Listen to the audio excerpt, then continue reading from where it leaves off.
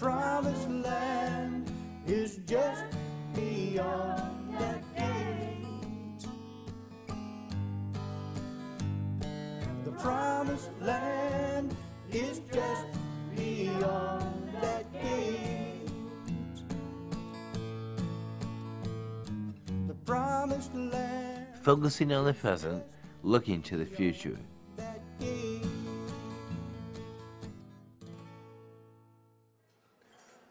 So, those of us from Kansas and Missouri want to once again welcome you to Kansas City and say thank you for coming and for having such a great conference here in Kansas City. I'm wondering how many of you are at an SABE conference for the very first time, a national SABE conference. Raise your hand high. Great, welcome. I hope that this isn't your last one. I hope it's your first of many.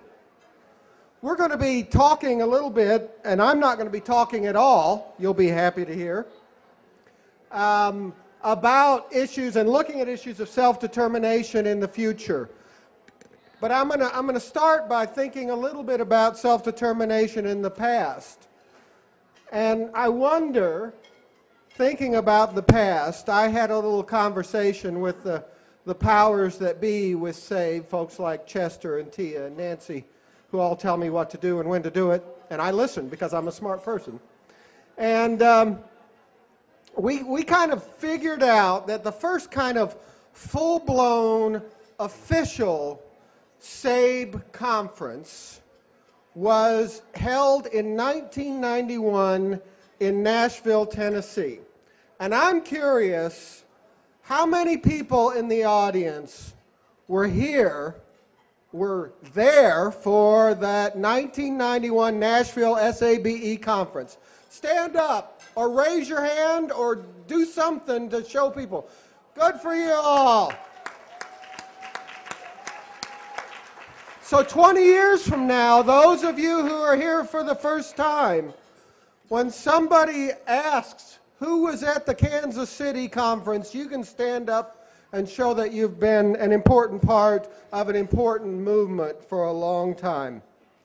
Now, as Tia mentioned, I've worked for the last 20 years on efforts that support the self-determination of people and students and youth and adults with and without disability.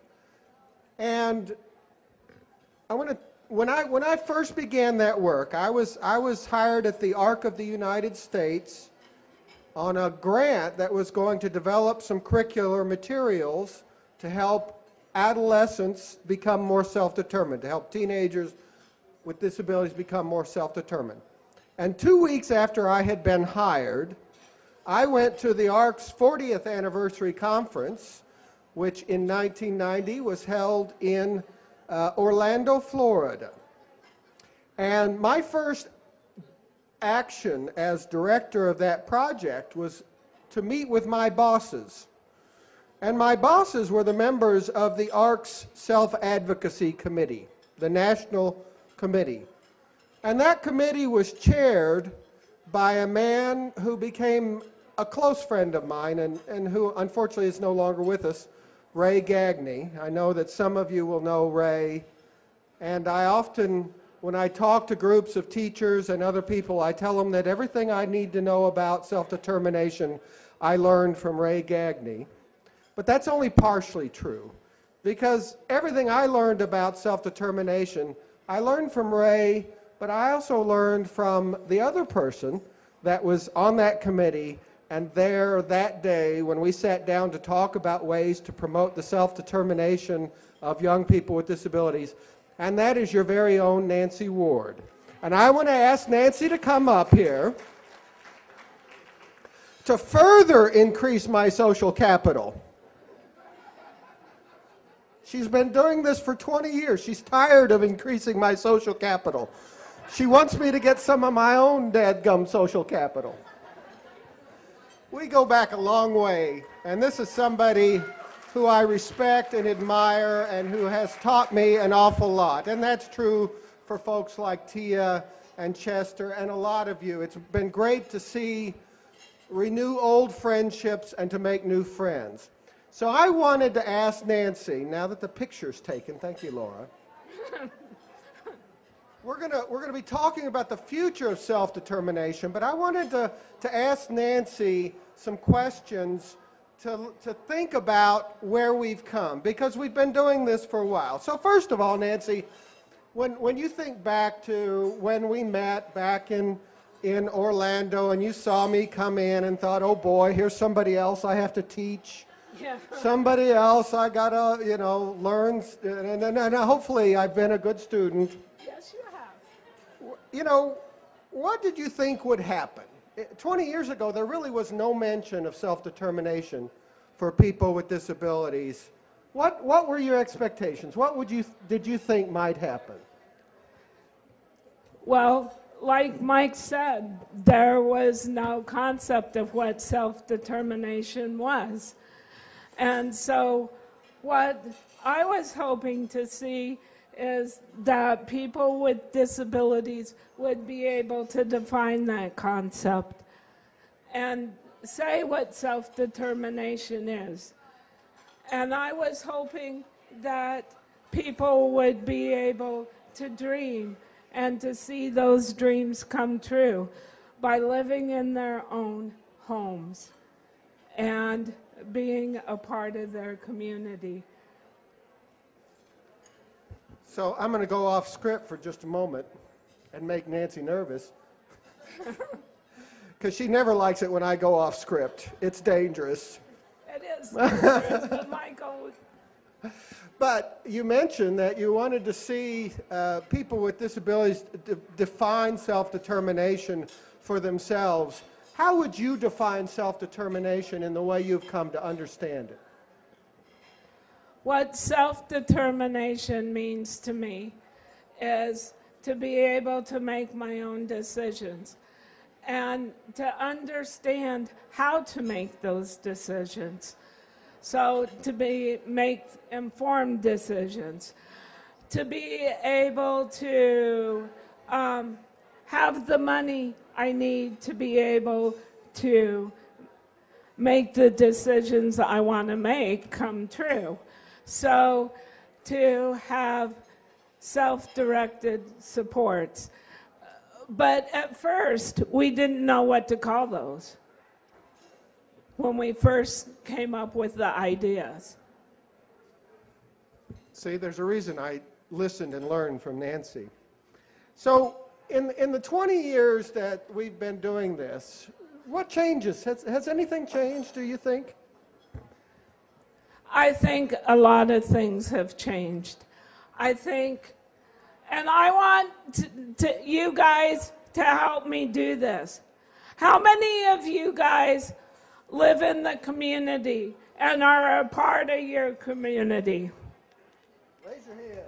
Raise your hands. So that's one thing that I think that we got to do. And how many of you guys have a job out in the community and get money and get to do things that you want to do in your community? And then one of the other things that's important is how many of you guys have friends that aren't paid staff or have a boyfriend, girlfriend? Come on, fess up. So those are things that I think that have happened now. Well, I think you're right. We've got a long way to go, as you all know better than anyone else, but we have come some way. And you know, the great thing about the SABE conference is it's a chance to celebrate all the progress that we and you have made. So, you know, when I think about issues of self-determination, as Nancy has said, I think it's really important to just remember it's about making things happen in your own life, causing things to happen as opposed to somebody else making things happen to you or for you. So one last question, Nancy, and then I'll quit embarrassing you. So what do we still have to do? Have we done everything we need to do? Can we hang up our hats and go away? Close down the institutions and have people be a part of their community. And there's research to support that. Would you like to say that again, or it was once enough? All right, all right. So what else? Anything else? What other things need to happen? I think that was going to be my next statement. To close all sheltered workshops and have people have real jobs with real money. You know, I'm reminded of a story of a friend of ours from our days with the Ark, T.J. Monroe, was once gaveling in a self-advocacy meeting, and he was trying to get all the members of the self-advocacy group to quiet down, and he pounded his gavel, and he said, "Pay attention, I have a revolution." Now, he meant to say he had a resolution, but I think he was right. He had a revolution, and that's what this is. It's a revolution. So, as we think about issues of self-determination in the future now, Nancy's laid out some very clear next steps, which I'm in complete agreement with. And I wanted to provide you a chance to think about self-determination now, but also maybe 10 years from now. Let's don't go 20 years in the future. Let's talk about self-determination in the year 2020. You're at the SABE meeting. It's in, where shall we have it? Hawaii? Yeah, Anyone want to go to Hawaii 2020? Yes. Carl has agreed to coordinate that. And you're at that conference because you're at all these conferences because you're part of a revolution. You're part of a movement. And this is where you get your batteries recharged. And you get together with friends who remind you how important it is what you do. And so think about what issues of self-determination might look like then. And one of the things that is going to make a big difference in your life and in my life and will influence these issues of self-determination in the year 2020 are technology. How many of you use a cell phone, have an iPhone, have any type of technology device? A lot of you do, and a lot more of you are going to have access to technology as more and more technology is developed to support you to do the things you want.